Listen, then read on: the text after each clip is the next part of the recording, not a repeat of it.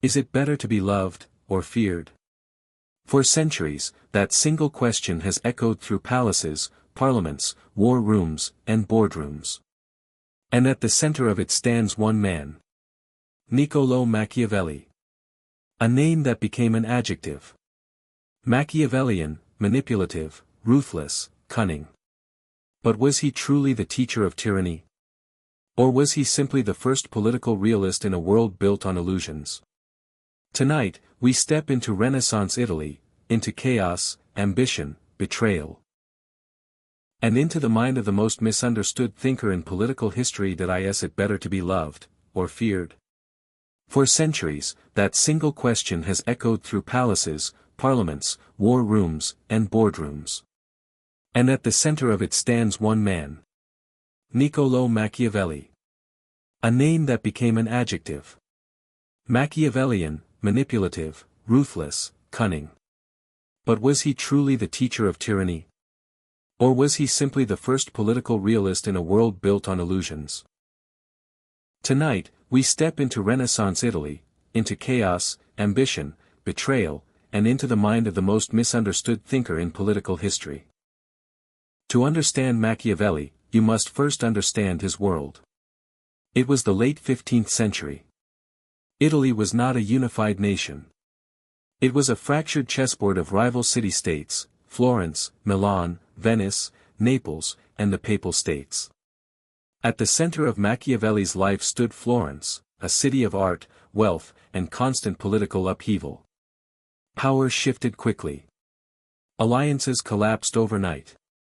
Foreign armies from France and Spain invaded. Leaders rose, and fell, with brutal speed. This was not a stable democracy. It was a battlefield of ambition. And in this storm, Machiavelli was not merely an observer. He was a participant. Born in 1469, Machiavelli entered public service during a brief Republican period after the powerful Medici family was expelled from Florence. He became a diplomat and senior official of the Florentine Republic. For 14 years, he traveled across Europe, negotiating with kings, generals, and popes. And among the figures he observed, one left a permanent mark on him. Cesare Borgia. Borgia was ruthless. Strategic. Calculated. He eliminated enemies swiftly. He consolidated power efficiently. He understood fear. Machiavelli watched closely. Where others saw cruelty, Machiavelli saw effectiveness. Where others judged morality, Machiavelli studied results. This distinction would define his philosophy forever. But power is fragile. In 1512, the powerful Medici family returned to Florence with foreign backing. The Republic collapsed. Machiavelli was accused of conspiracy. He was arrested. Tortured. Imprisoned. Eventually released, but exiled to the countryside. Imagine the humiliation, a once powerful diplomat, now a dismissed civil servant, cut off from influence. But exile did not silence him. It focused him. In a small rural house, by candlelight, Machiavelli began writing the book that would change political thought forever. The Prince. The Prince was not a moral sermon. It was a manual. A guide for rulers on how to gain power, and keep it. Machiavelli asked questions no one dared to ask openly. Should a ruler always keep his promises? Is cruelty sometimes necessary? Does morality matter if it leads to weakness? His answers shocked readers for centuries. He argued that a ruler must learn how not to be good. Not because evil is admirable, but because survival requires realism. He wrote that it is safer to be feared than loved, if you cannot be both. Why? Because love depends on loyalty, and loyalty can vanish. Fear, when controlled, is predictable. But Machiavelli added an important warning. A prince must avoid being hated. Fear is useful. Hatred is fatal. This was not chaos he was promoting. It was calculation. One of Machiavelli's most powerful insights was this. Power is perception. A ruler does not need to be virtuous. He needs to appear virtuous. He must seem merciful, faithful, humane, religious, even if he is prepared to act otherwise when necessary. This wasn't hypocrisy for its own sake. It was an acknowledgement of human psychology. People judge with their eyes more than their hands. They see appearances. They rarely see the truth beneath. And leaders who fail to understand this, fall.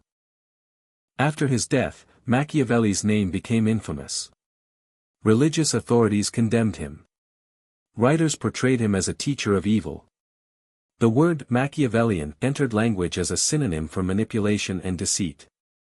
But here is the deeper question. Did Machiavelli create ruthless politics? Or did he simply describe it honestly?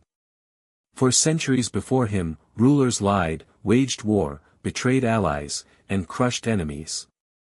But philosophers wrote about ideal states. About justice, virtue, and moral perfection. Machiavelli broke the illusion. He separated politics from morality. Not because he hated morality, but because he believed politics followed different rules. He was not asking how rulers should behave in heaven. He was asking how they actually survive on earth. What many people don't realize is that the prince was only one part of his thinking. In another major work, Discourses on Livy, Machiavelli praises republican government. He argues that strong republics, not dictatorships, create lasting stability. He admired civic participation. He valued citizen armies over mercenaries. He believed freedom required strong institutions. This complicates the popular image.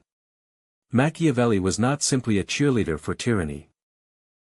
He was obsessed with political survival, whether for a prince or a republic. His ultimate concern was stability. Because in his lifetime, instability meant invasion, chaos, and suffering. 500 years later, his ideas still unsettle us. We see his insights everywhere. In political campaigns where image shapes reality.